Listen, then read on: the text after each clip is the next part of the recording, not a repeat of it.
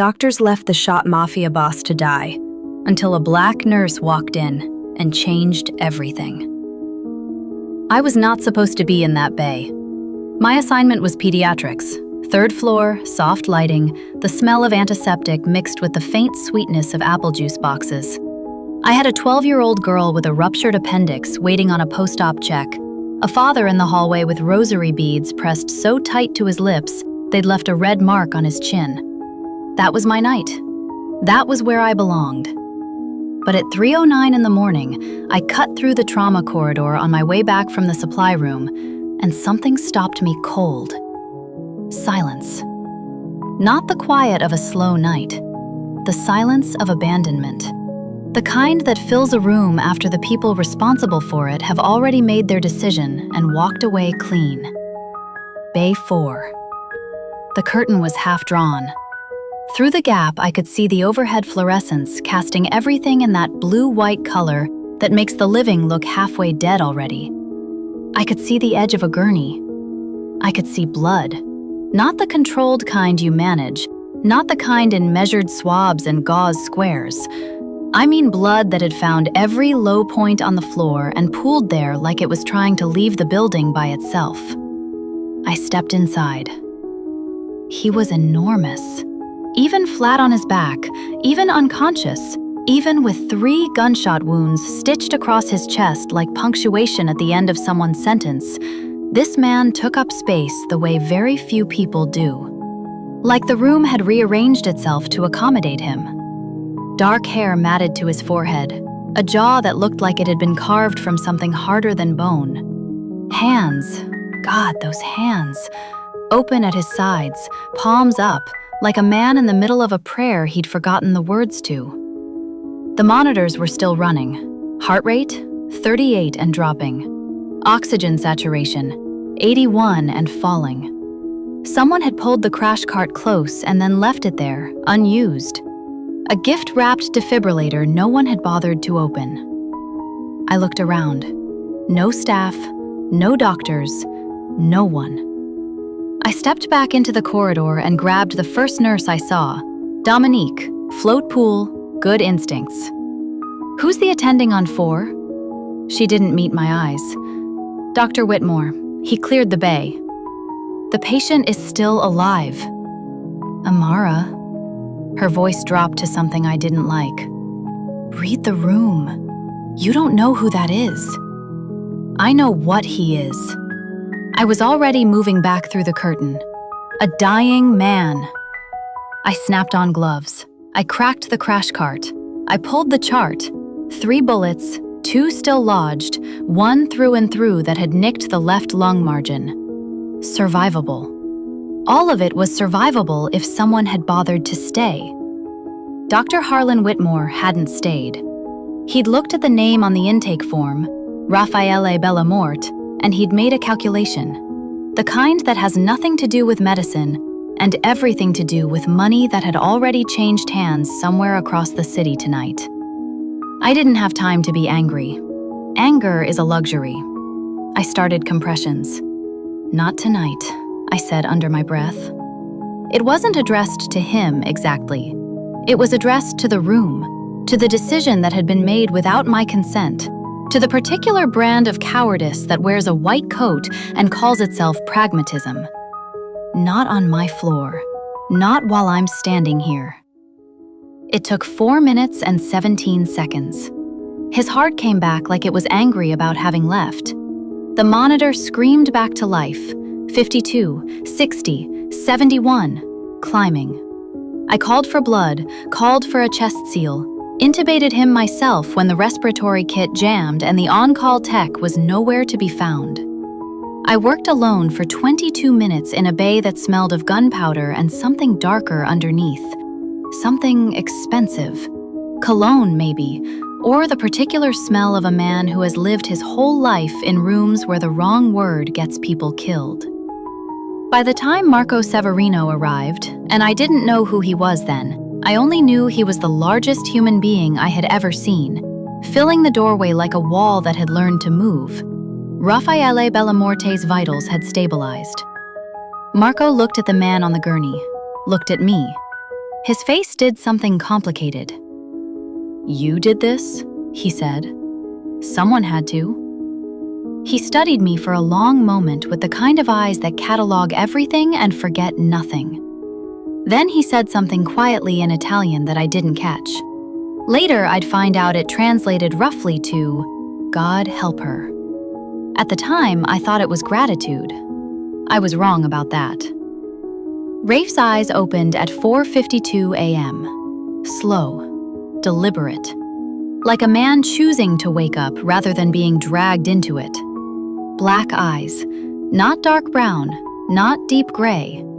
Black, the way the sky gets between 3 and 4 a.m. when even the city forgets to be lit.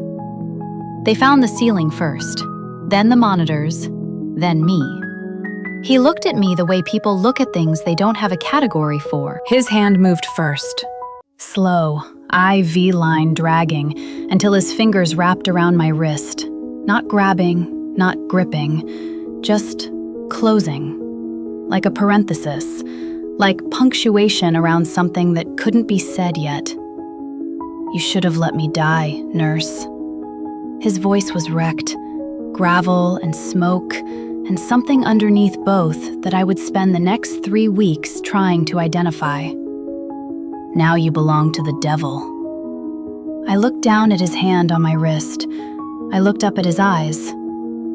"Then the devil," I said quietly. "Better learn my name. It's Amara, and I don't kneel." The corner of his mouth moved, just barely, and in that fluorescent, blood-smelling 4 a.m. bay, Raffaele Bellamorte smiled at me for the first time. It was the most dangerous thing I had ever seen, and I had been a night shift trauma nurse in New York City for 6 years. If you're already hooked, and I think you are, a quick subscribe keeps the darkness coming. Don't miss what happens next.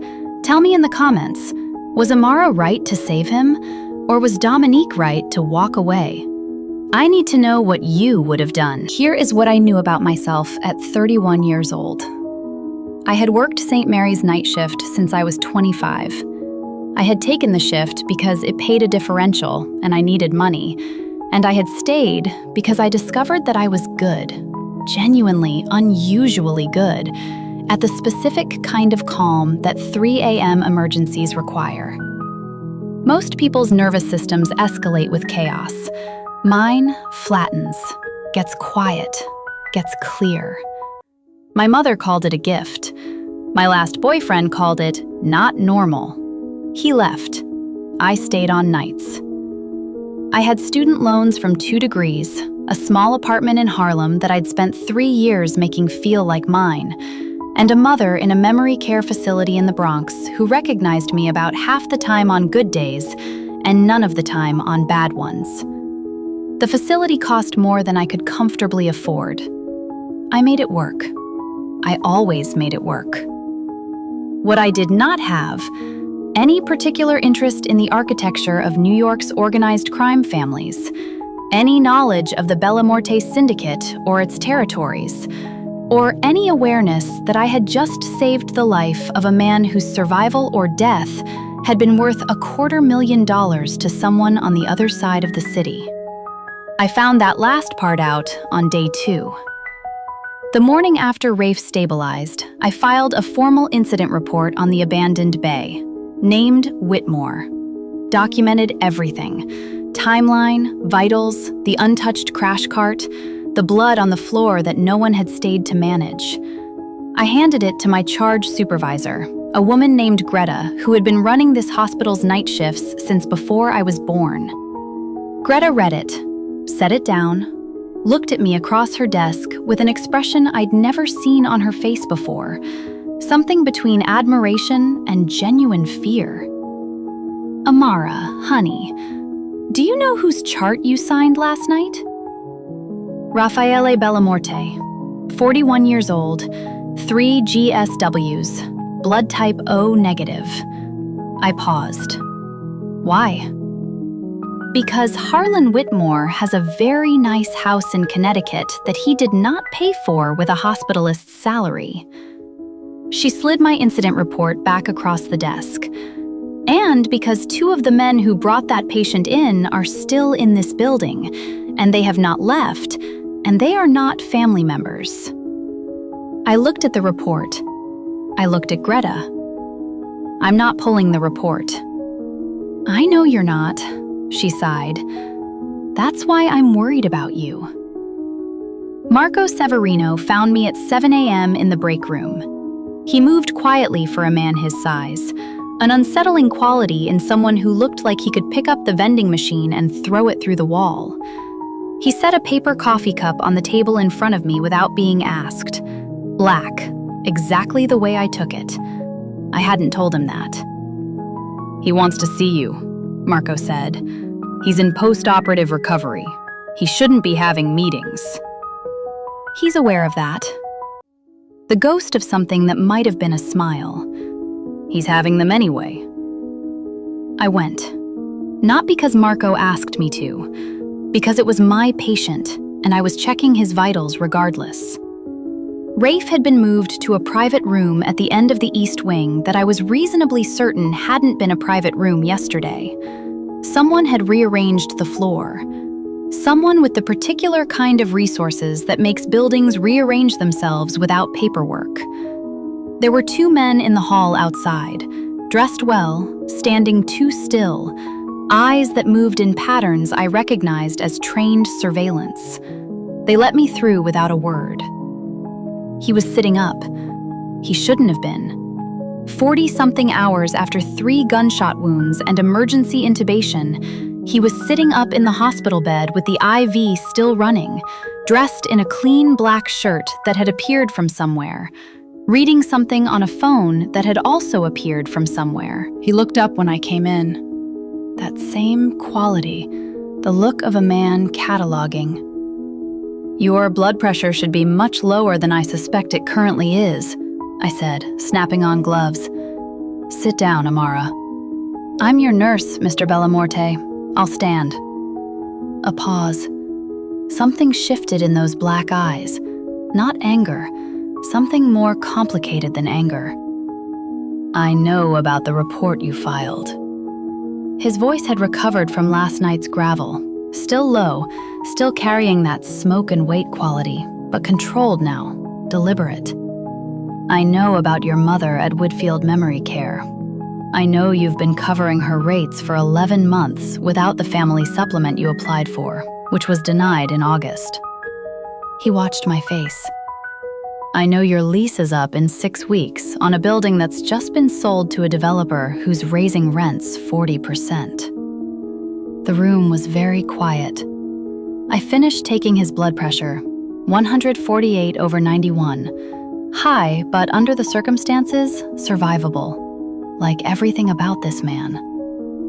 That information, I said carefully, took longer than overnight to compile. No, he said. It didn't. I pulled off my gloves, looked at him directly. He looked back, unreadable and total, and absolutely certain that this conversation was already over, that its conclusion had been written before I'd walked in. What do you want, Mr. Bellamorte? He set down his phone. To repay a debt, he said, and to keep you alive. Because Emilio Scarlatti found out this morning that I survived, and the first thing he asked was, who's the nurse? The silence after that sentence had a different quality than the ones before it. He watched me understand it. I see, I said. I don't think you do yet. His voice was very even. But you will. He gave me 6 hours to think about it, which, as negotiations go, was either very generous or a masterclass in controlled pressure. Give the target enough time to feel the weight of their situation fully, not enough time to find another solution. I spent those 6 hours working my shift, which is the only thing I know how to do when I'm frightened and trying not to be. I checked vitals. I restocked the ward supply room. I sat with the father from last night, whose daughter was recovering beautifully, and I watched his hands finally loosen around those rosary beads for the first time in 30 hours. I also called Tiana. Tiana Lang had been my best friend since nursing school.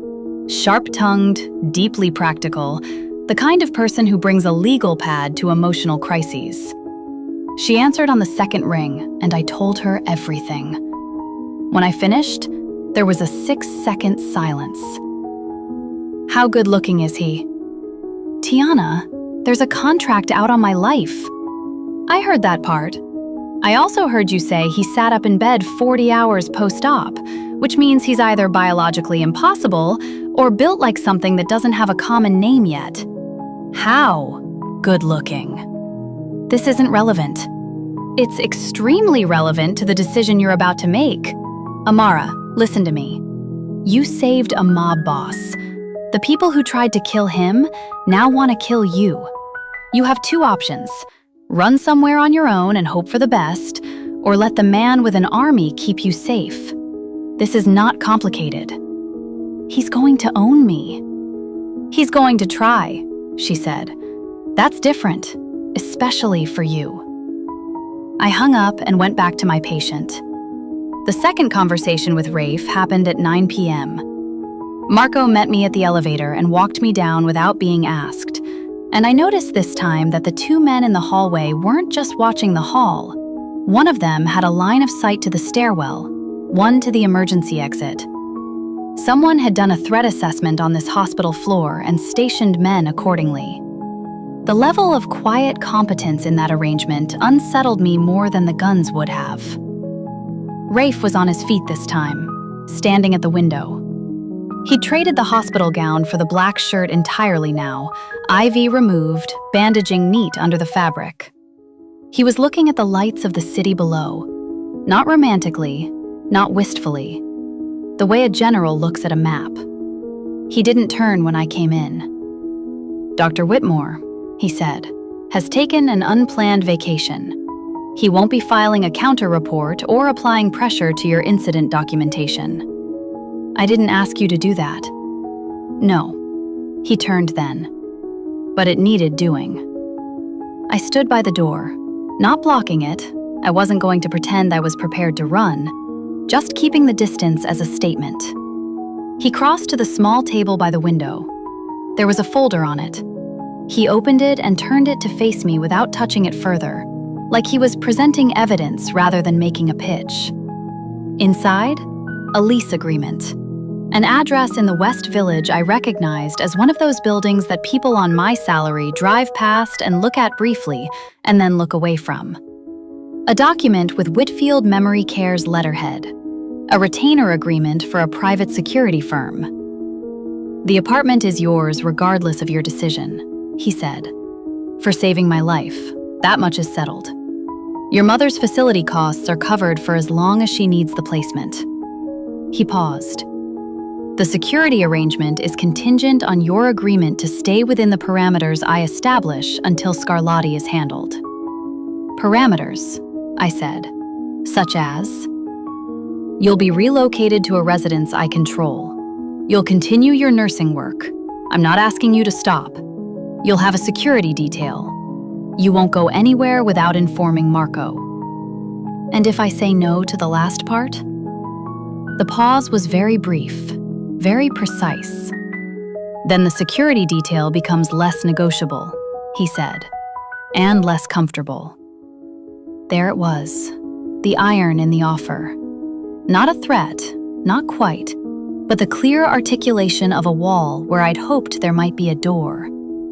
I looked at the folder, thought about my mother's face on bad days, when she looked at me with complete absence where recognition should be, and I had to decide, again, whether to feel grief or just hold her hand and talk to her anyway. I thought about Tiana's voice. "That's different, especially for you." "I want to be able to return to my ward," I said. "I want complete information about any situation that puts me at risk. And I want your word, your actual word, that the moment Scarlatti is dealt with, I walk free with no further claim." He looked at me for a long moment. "You have it," he said. "Then I agree." I closed the folder. "But I want to be very clear about something, Mr. Bellamort.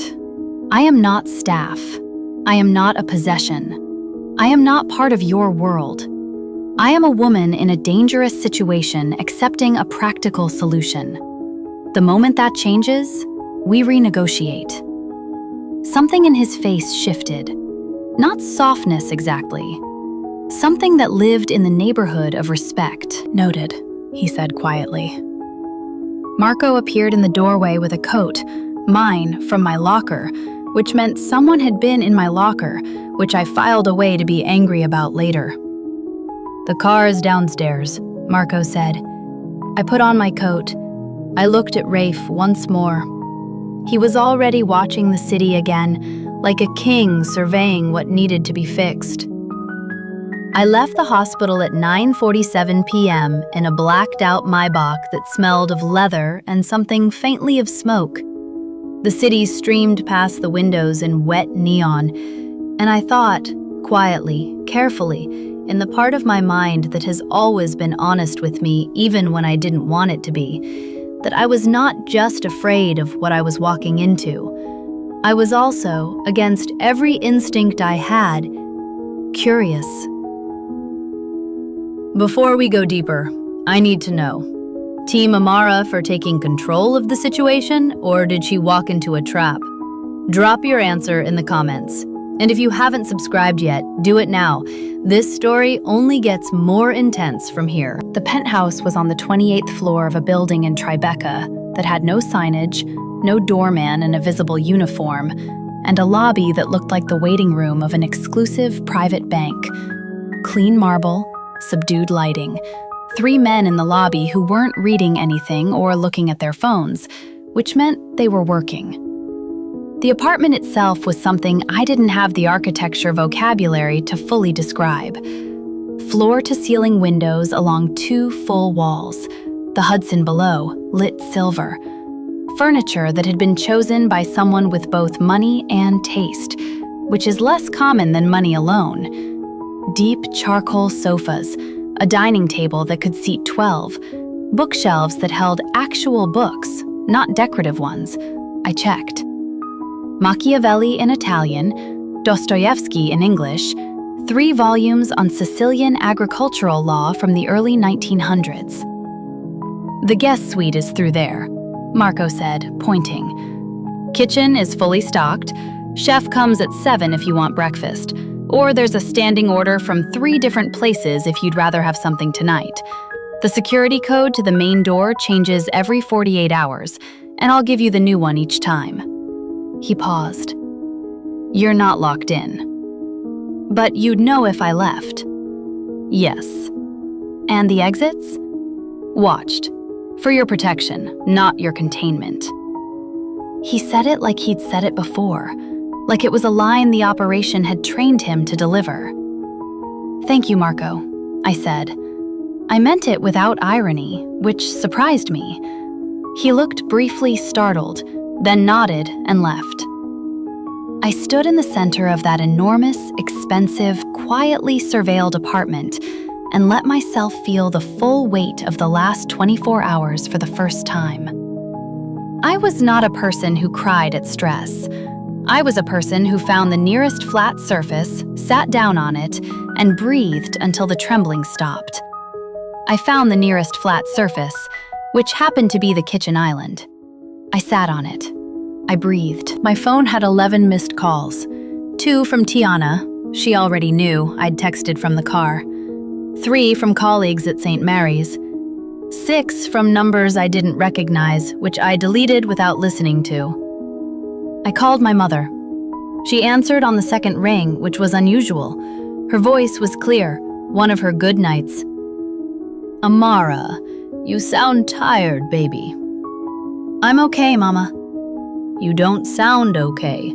You sound like you did when you were 12 and you'd gotten yourself into something complicated." A pause. "Did you get yourself into something complicated?" "I saved someone's life," I said. "And now it's complicated, yeah. That's just what saving people does, baby. It binds you to them. Her voice went a little distant, the drift. I knew the sound. You were always too brave for your own good, just like your father. She drifted further after that, and we stayed on the line for another 10 minutes while she talked about a garden she remembered from childhood that may or may not have existed, and I sat on the kitchen island of a mob boss's penthouse and just listened. Because sometimes that's the whole work. Just being there. Just staying on the line. I'd been asleep for 4 hours when Marco knocked on the suite door and opened it 6 inches without entering. 6 a.m. Gray light. There's a situation, he said. He's asking for you. I found Rafe in the study. He'd been discharged from St. Mary's against medical advice, signed by himself over the documented objection of 2 attending physicians, sometime in the previous hour. He was at a desk, 3 monitors open, phone to his ear, speaking fast and low in Italian. He looked up when I entered and said something into the phone that made it stop, then set it down. You discharged yourself, I said. I did. Your lung margin was not fully— Sit down, Amara. I'm still your nurse, and I need my nurse to understand what happened last night, so she stops walking around this apartment as if the danger is abstract. He pointed at a chair, not a command, a request that used the vocabulary of commands out of habit. Please. I sat. Someone burned your apartment at 2 a.m.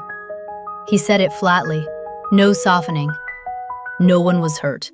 Tiana Lang got out. She was picking up some things for you. She is currently safe, relocated, and very loudly unhappy about it, which Marco tells me she has been communicating at considerable volume. The ghost of something. The fire was professional. The message was not. It was meant for you. I absorbed that. The apartment I'd spent 3 years making feel like mine. The bookshelf I'd built myself from a kit on a Sunday in February.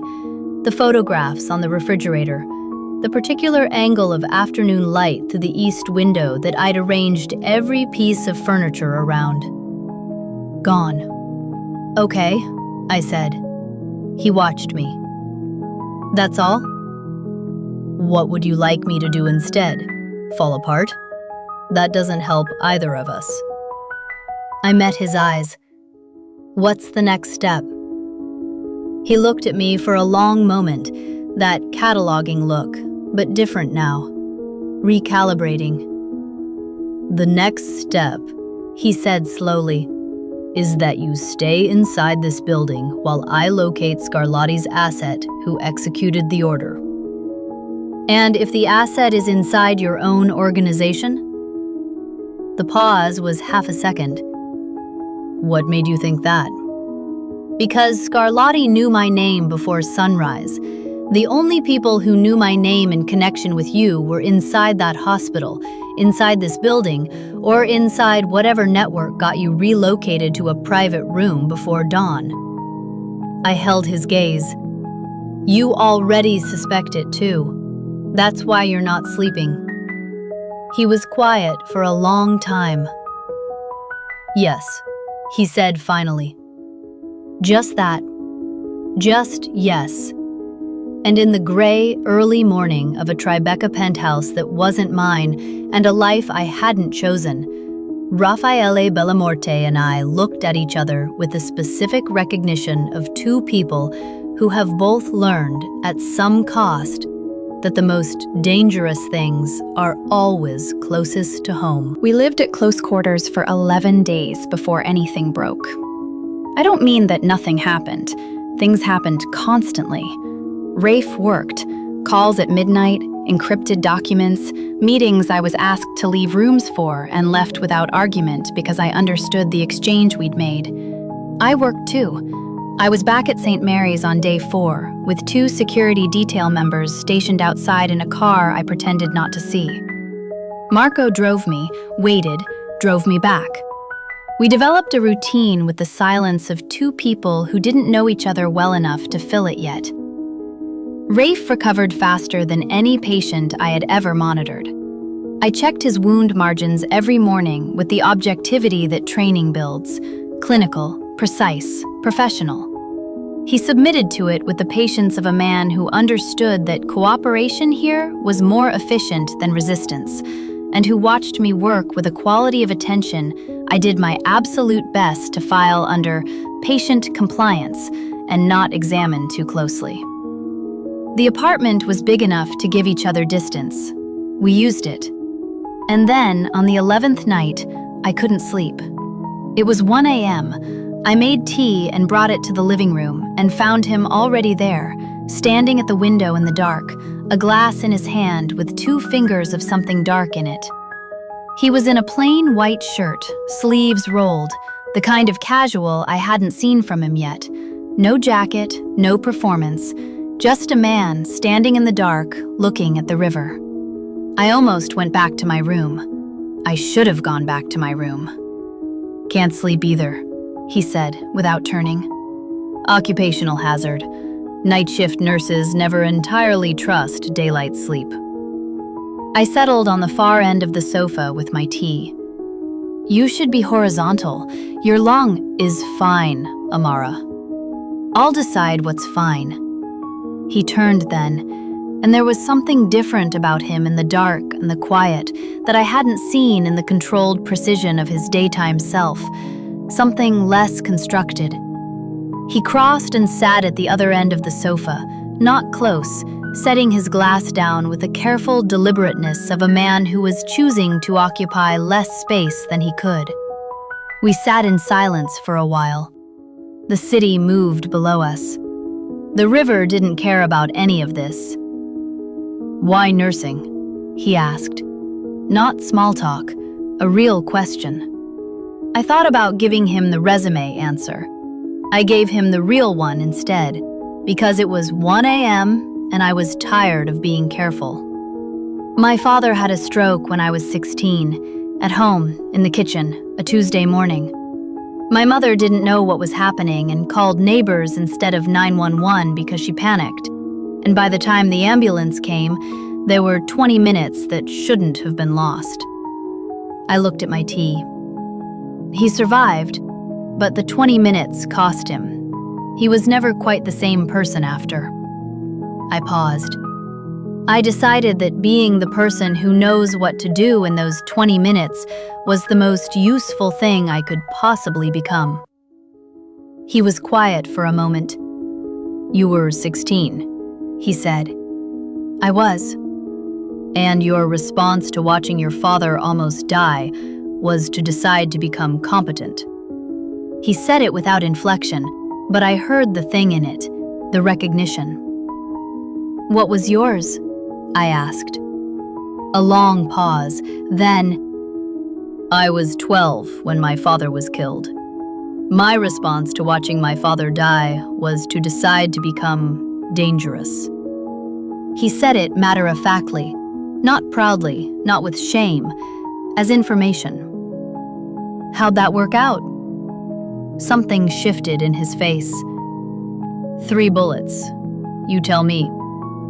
I laughed. I hadn't expected to. It wasn't funny.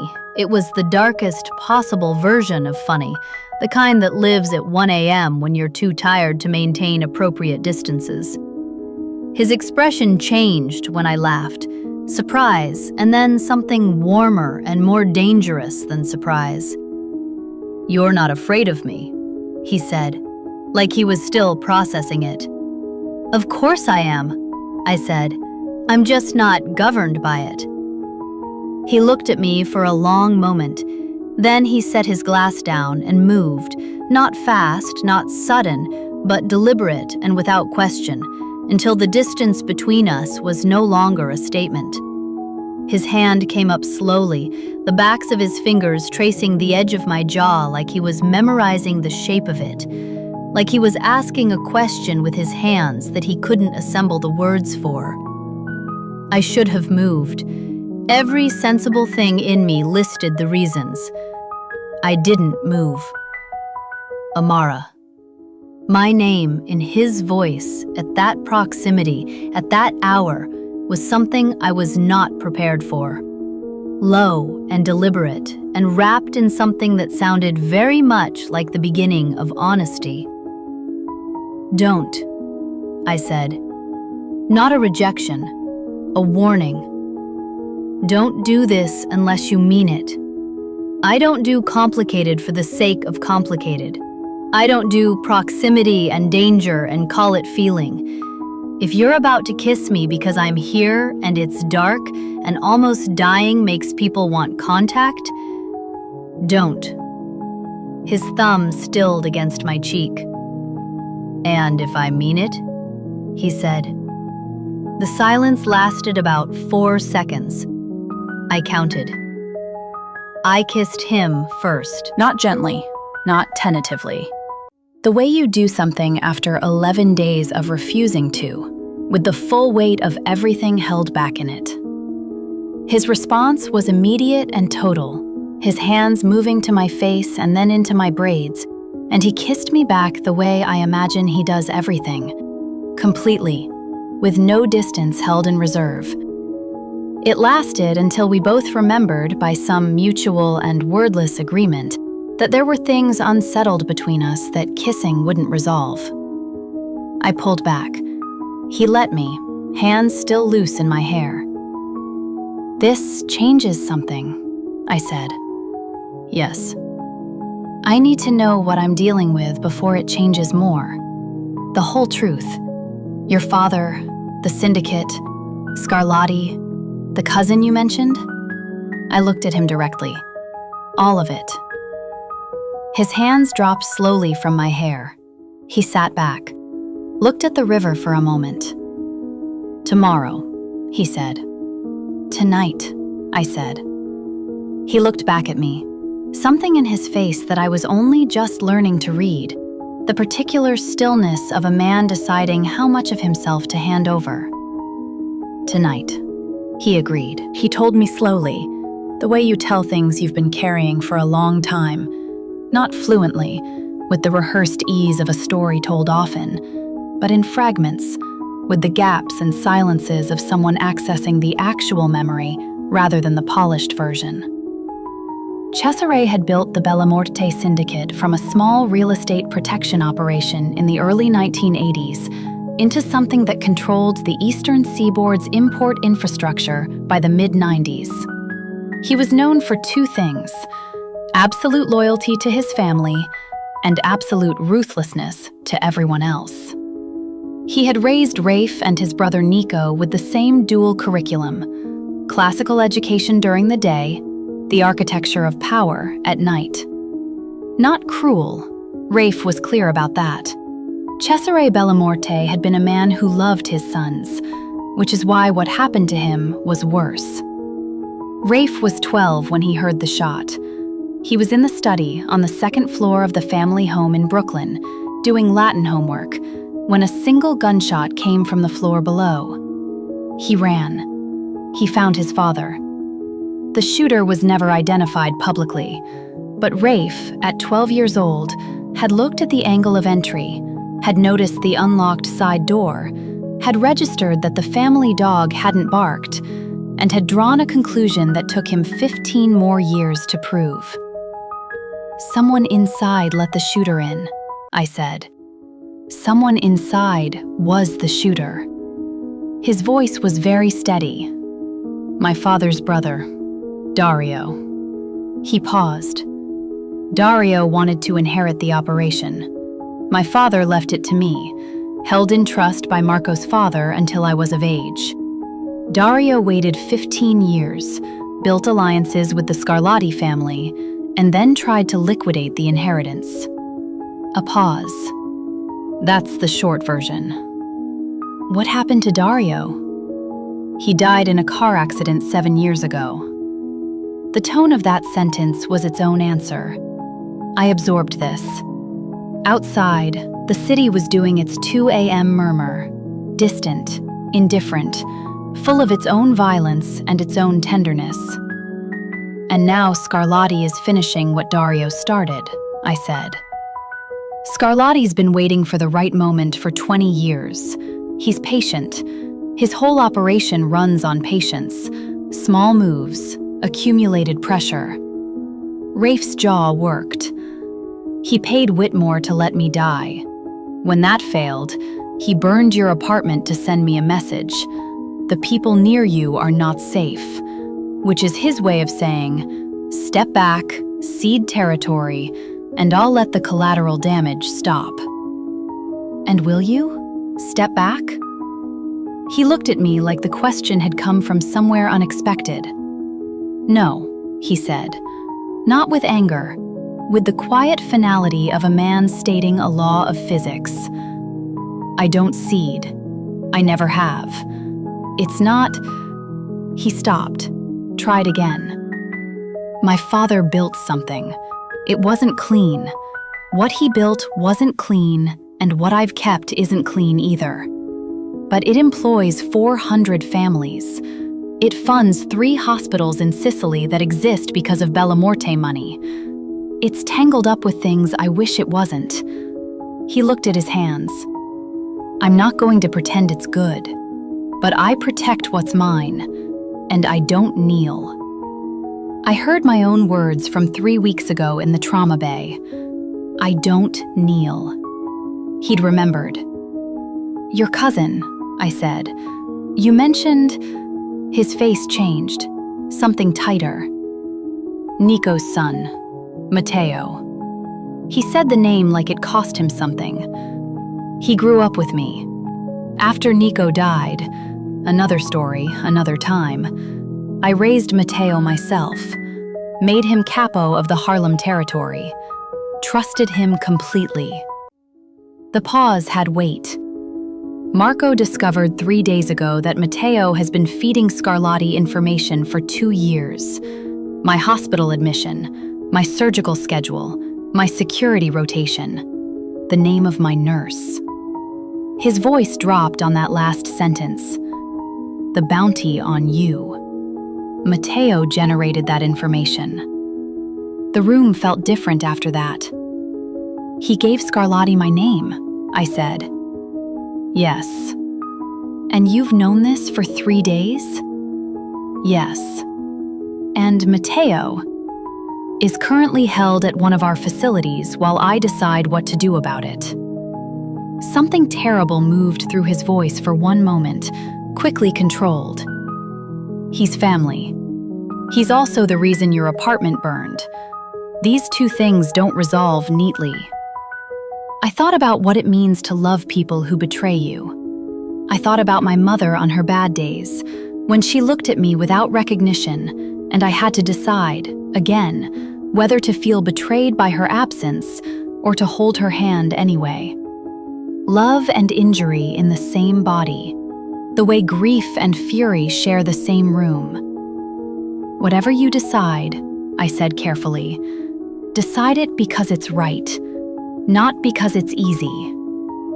He looked at me with an expression I couldn't fully name, something open and unguarded that sat very strangely on the face of a man who had probably spent 30 years cultivating the opposite. I don't know how to do easy, he said. I know, I said. Neither do I. We sat with that for a while. The city moved. The river didn't care. And somewhere in the building, 4 floors down, Marco was doing what he always did. Watching, waiting, standing between this man and everything that wanted to destroy him. We're at the halfway point and this thing is just getting started. Drop a comment. Did Matteo deserve mercy or consequences? And has Rafe earned your trust yet? Be honest. The best comments get featured next time. Not doubts about Rafe, or not only about him. Doubts about myself. About the version of Amara Voss who had walked into St. Mary's at 25 with clean hands and a clear purpose and a conviction that the most important thing was to keep people alive, regardless of who they were. That version of me had made a choice in Bay 4 that was uncomplicated. Man dying, nurse present, act. The version of me sitting in a Tribeca penthouse 3 weeks later, watching the man I'd saved work the phones at midnight in a language I was slowly beginning to understand, that version had more complicated hands. Not dirty, but no longer just clean. Tiana came over on a Thursday afternoon. She stood in the living room and turned in a slow circle, looking at the bookshelves and the floor-to-ceiling windows and the Hudson below. "I hate how nice this is," she said. "I know. It's easier to maintain a clear moral position when the enemy's penthouse isn't also gorgeous." "He's not the enemy, Tiana." She turned to look at me. Full Tiana, no joke in the eyes now. Just the clean, direct gaze of someone who loved me enough to tell me the truth at the cost of my comfort. "What is he then?" I didn't answer right away, because the honest answer was something I was still arranging, the way you arrange words in a language you're only beginning to speak. "He's a man who built something out of grief," I said finally, "and who's never had anyone stand next to him without wanting something from the construction. And you don't want anything from the construction." "I want the construction to leave me alone so I can go back to my life." I paused. "And I stopped. "Yeah," Tiana said softly. "I know." She left at 6. Marco called at 6:45 with a flat, careful voice I'd learned to pay close attention to. "There's been a development. Don't leave the building tonight." "What kind of development?" "The kind that's being handled. Stay in." A pause. "Please." Rafe didn't come back to the apartment that night. I waited. I worked a crossword. I read 70 pages of one of his Dostoevsky volumes, which hit differently than it usually did. At 11 p.m., I called Marco and he said Rafe was fine and the situation was under control and would I please eat something. At 1 a.m., I did the thing I'd told myself I wouldn't do. I put on my coat, told the security detail in the lobby that I was going to the corner bodega, and walked out alone. I made it half a block. The man who fell into step beside me was not one of ours. I knew because our men announced themselves, a small but consistent courtesy Rafe had apparently insisted on. This man didn't announce himself. He was mid-40s, heavy, expensively dressed, and he said in a pleasant and entirely chilling voice, "Ms. Voss, Mr. Scarlatti would like a word." "I'm sure he would," I said.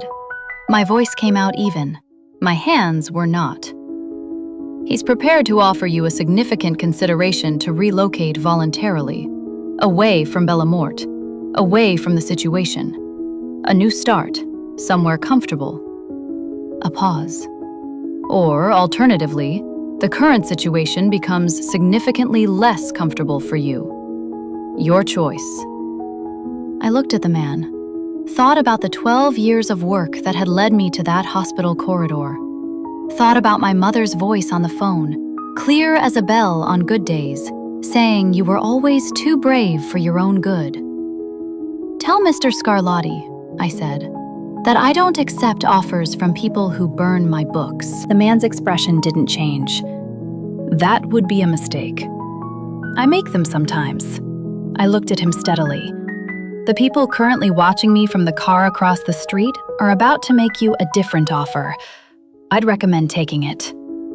He glanced at the car, our car, which had been there the whole time, which I had known about before I walked out, which is why I'd walked out, because I'd needed to know whether Scarlatti had the reach to approach me directly, and I'd needed to know before Rafe could stop me from finding out. Scarlatti's man left, quickly.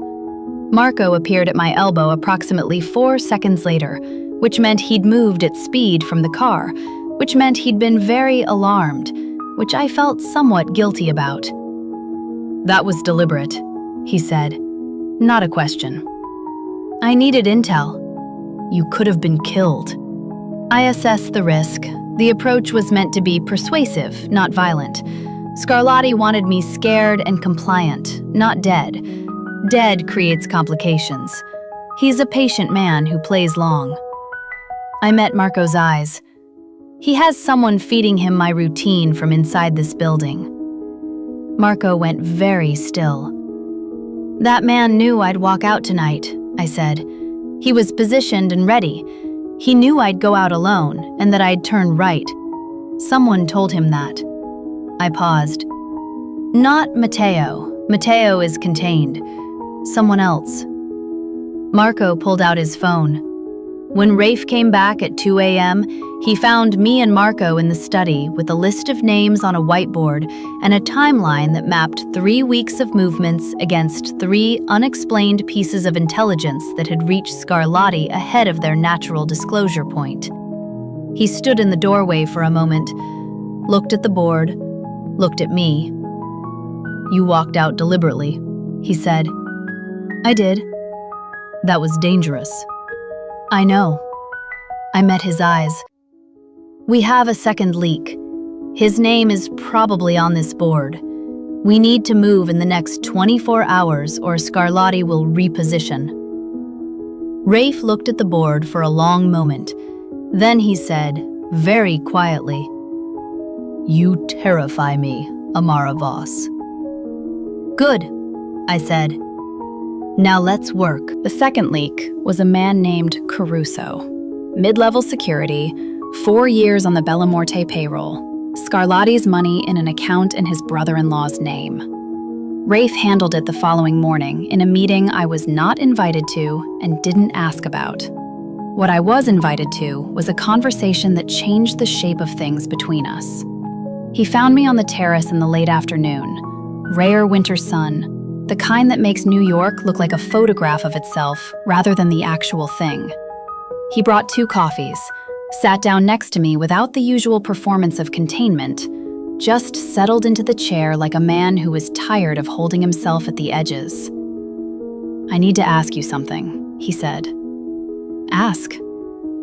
What do you want? He said it looking at the river. Not in the abstract. Not the version you tell people to manage their expectations. What do you actually want your life to look like? I turned to look at him.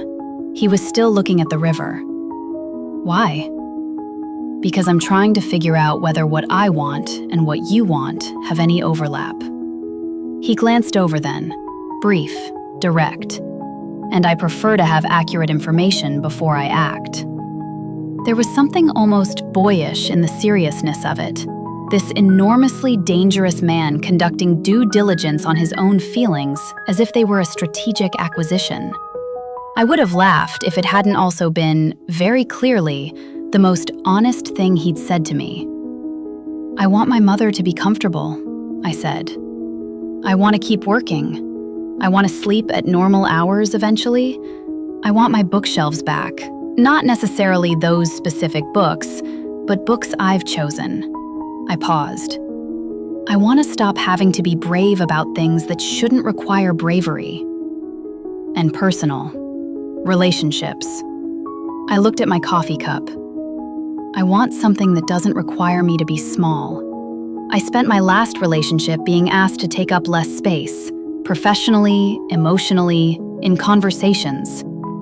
I don't know how to do that, and I'm not willing to learn. I wouldn't ask you to. He said it simply, without emphasis, like a stated fact. No, I said slowly. You wouldn't, would you? He was quiet for a moment. What I want, he said, and his voice was different now, stripped of the operational precision, just the thing underneath it. Is something I haven't known how to want for a long time. Something that's mine, not because I claimed it, but because it chose me. A pause. And someone who'll tell me the truth, even when I've arranged everything around me specifically to avoid it. That's an uncomfortable thing to be, I said. It's an uncomfortable thing to need. His jaw worked. I watched my men stand in rooms with me for 20 years and tell me what I wanted to hear. You stood in a hospital bay and told a dying man that you don't kneel. And then you saved his life. And then you sat across from him 3 days later and identified his security leak while he was still pretending it wasn't there. He finally looked at me fully, with nothing between us and the looking. I don't know how to be casual about that. Then don't be, I said. He reached across, not for my hand, more careful than that. Just rested his fingers against the back of mine on the armrest. A question mark rather than a claim. I turned my hand over. His fingers closed around mine. We sat there with the November sun going orange over the Hudson and said nothing, because nothing needed to be said. Or rather, everything that needed to be said had been said across 3 weeks in increments, in arguments and 1 a.m. conversations, and small, precise acts of choosing to stay. And the silence now was not absence, but accumulation. Marco appeared in the doorway at 5 o'clock. He looked at us, looked away, which for Marco was the equivalent of a long, emotional speech. "The warehouse meeting is confirmed," he said. "Tonight. Matteo has given us Scarlatti's location." Rafe's hand didn't tighten on mine, didn't loosen either. "Good," he said. Then, to me, "You're not coming." "I know," I said. He looked at me, surprised, I think, by the lack of argument. "I'm a nurse," I said, "not a soldier. I know the difference. But I want you to know," I held his gaze, "whatever happens tonight, whatever you have to do, I'm not going to look at you differently in the morning. I know who you are. I chose this with full information." The thing that moved across his face then, I didn't have a word for it. Not relief. Something bigger and older than relief. The particular softening of a man who has spent a very long time expecting to be abandoned by every good thing. He brought my hand up briefly and pressed his mouth to the back of it. Old-fashioned, almost formal. Then he let go, stood up, became, in that transition, the dawn again. Shoulders set, eyes clearing to that operative black, the warmth placed somewhere internal and protected. "I'll be back before morning," he said. "I'll be here," I said. He walked inside. I heard the murmur of voices, movement, preparation. I sat on the terrace with the last of the November light, held my cooling coffee, and let myself feel every complicated thing this was. Dangerous and real and entirely mine, before it moved into whatever came next. They told me later it was supposed to be a controlled meeting. I know, these things always are, until they aren't. I was at the penthouse at 11:30 p.m. when Tiana texted. She'd picked up a police scanner frequency. Shots fired, Red Hook waterfront, multiple vehicles. She sent me the address and a string of emojis that translated to, "Do not go. I know you're thinking about going. Please do not go." I thought about going. I also thought about what I'd said. I know the difference. I was a nurse, not a soldier. Going would compromise them, distract them, put men between me and the crossfire who could be doing something more useful. So I did the hardest possible thing. I stayed. I pulled out every piece of medical equipment Marco had stockpiled in the guest bathroom. Field dressings, hemostatic gauze, IV lines, the portable kit that had appeared in week 1 without explanation. I laid it all out on the kitchen island. I put on my scrubs. I made coffee. I did not look at my phone. I breathed. They came back at 2:47 a.m. Marco first, arms supported by 2 men, blood soaking through a makeshift pressure wrap on his left shoulder. Not life-threatening. I had it assessed and managed before he'd finished sitting down. Then Rafe, walking, under his own power, which was the first thing I looked for. He had someone else's blood on his jacket and a cut along his jaw that would need stitches, and he was moving with the careful deliberateness of a man maintaining control of his body through will rather than comfort. He stopped when he saw the kitchen island, the laid-out supplies, the coffee, me in scrubs. "Sit down," I said. "The jaw first." He sat. I worked. My hands were steady, that flattening, that clarity, while inside I was something else entirely, something warm and fierce and almost unbearably relieved. "Scarlatti?" I asked, threading a stitch. "Alive. In federal custody as of," he checked his watch, "90 minutes ago." A pause. The arrangement was not entirely our doing. It turns out the FBI has been building a RICO case on the Scarlatti family for 3 years. Marco made a call 2 days ago. We gave them tonight's location. I looked up at him. "You called the FBI?" I gave them information they already had, in exchange for a resolution that doesn't require me to create a situation your incident report gets attached to. He held my gaze. I made a calculation. "About my incident report, about you," he said. "About the person you are, and what it would cost you to know certain things had ended certain ways." His voice was even. "I'm not reformed, Amara. I'm not going to pretend the last 20 years ended tonight, but I'm also..." A brief pause. "I'm also capable of making different choices than I've made before, when I have sufficient reason." I placed the final stitch, tied it, stepped back. "And Matteo," I said. The weight in that name. He carried it differently than everything else. "Matteo is in Sicily, in the care of Elena, his mother. He handed himself over voluntarily once the Scarlatti connection was exposed. That mattered. There are consequences. There will always be consequences. But he's alive, and he'll stay that way." A long pause. "My father would not have made that choice. I'm not sure the Rafe of 5 years ago would have either." He looked at his hands. "I'm making it now." The kitchen was very quiet. Marco was asleep on the sofa, which I noted with distant professional approval. The city outside was doing its 3 a.m. murmur. I pulled off my gloves. "I want to tell you something," I said. He looked up. "I walked into Bay 4 6 weeks ago because a man was dying, and I was present and I knew how to help. That was the entire calculation. It wasn't fate, it wasn't destiny, it was just a choice, in a particular moment, to not walk past something that needed doing." I held his gaze. Every choice after that was also mine. Every step into this.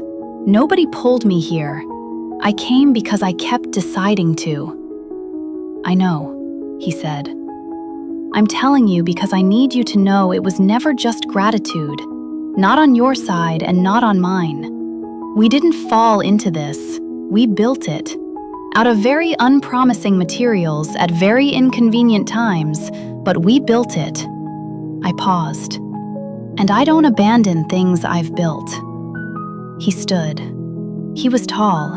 I always forgot somehow, in the ordinary closeness of the apartment, exactly how much space he occupied.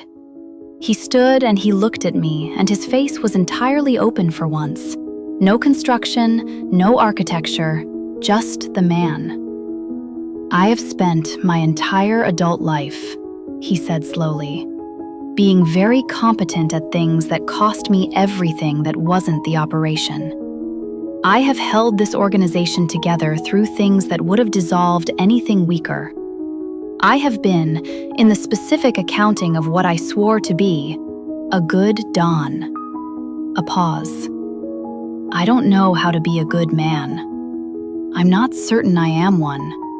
He moved forward, slow, deliberate, until there was no distance left. His hands came up to my face, both of them, gentle in a way that shouldn't have been possible for hands that had done the things his had. But I know how to choose, and I'm choosing you. Every way that means something. All of it. He searched my eyes. If you'll let me try. There are moments in a life that you recognize, even as you're living them, as the ones you'll return to. The ones that divide your personal history into before and after. They rarely arrive with ceremony.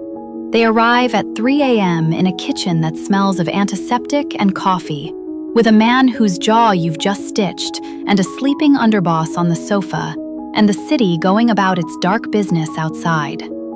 I put my hands over his. You're already trying, I said. You've been trying since you called the FBI instead of the other thing. I turned my face slightly into one of his palms. I see you, Raffaele Bellamorte. I see exactly who you are. The parts that are good, and the parts that are complicated, and the parts you're still deciding about. I looked up at him. And I'm not going anywhere. He kissed me the way you kiss someone when you've been holding it together through a very long night, and you don't have to anymore. Slow and complete, and without any performance in it. Just the truth of it, quiet and total. On the sofa, Marco snored once. We both laughed, just slightly, into the kiss. It helped. The laughing helped. It made it real in a different way. Not cinematic, not mythic, just ours. Two people in a kitchen at 3 a.m., choosing. 3 months later, my mother had a good day. She was sitting in the garden at Whitfield, a real garden now, expanded with a donation that had come from a corporation with several layers between it and the Bellamorte family name. And the November sun was doing the same thing it had done on the terrace 3 months before, going orange and specific and beautiful. Rafe sat next to her in a garden chair, jacket off, sleeves rolled, and they talked. I don't know exactly what they said. I stayed back on purpose, giving them the space of it. I saw her laugh at something. I saw him lean forward, elbows on knees, listening to her the way he listened to everything, completely, with no distance held in reserve. She looked up and saw me watching. Her eyes were clear, completely clear. He's very serious, she said when I came over. He is, I agreed. Your father was serious too. She looked at Rafe. Serious men love hard when they finally figure out how. Rafe said nothing, but his hand found mine. The city was somewhere behind us, doing everything cities do. The organization was being restructured, quietly, in ways that moved it incrementally toward the legal and away from the things I'd asked, once, in the 1 a.m. dark, whether he'd ever imagined leaving behind. He hadn't promised overnight transformation. I hadn't asked for it. We were both built for the long work. A black nurse had walked into a bay where death had already won. She'd walked out holding something she hadn't gone in looking for. And the man who'd told her she belonged to the devil had spent the months since then, quietly, stubbornly, imperfectly, learning what it looked like to deserve her instead. That was enough. More than enough. It was everything. And that, right there, is where we leave them.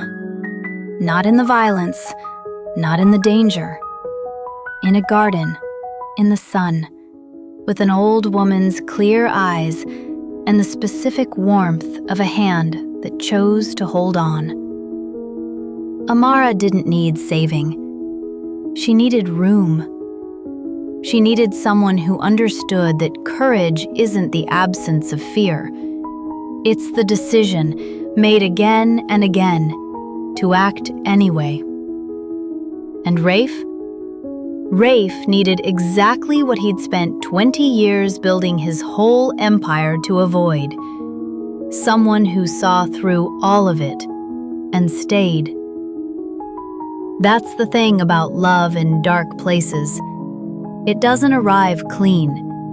It arrives at 3 a.m. with blood on your scrubs and someone else's crisis, and a choice that looks completely wrong on the outside and completely right somewhere underneath your sternum. It arrives, and you decide. If this story hit you the way I hoped it would, share it with someone who loves dark romance done right. Leave a comment telling me your favorite moment. Was it the hospital bay, the 1 a.m. conversation, the garden at the end? And subscribe, because there are more stories where this one came from. More women who don't kneel. More dangerous men who are worth the risk. More 3 a.m. kitchens and impossible choices, and love that gets built slowly out of wreckage. Don't miss the next one. Until then, stay in the dark. That's where the best stories live.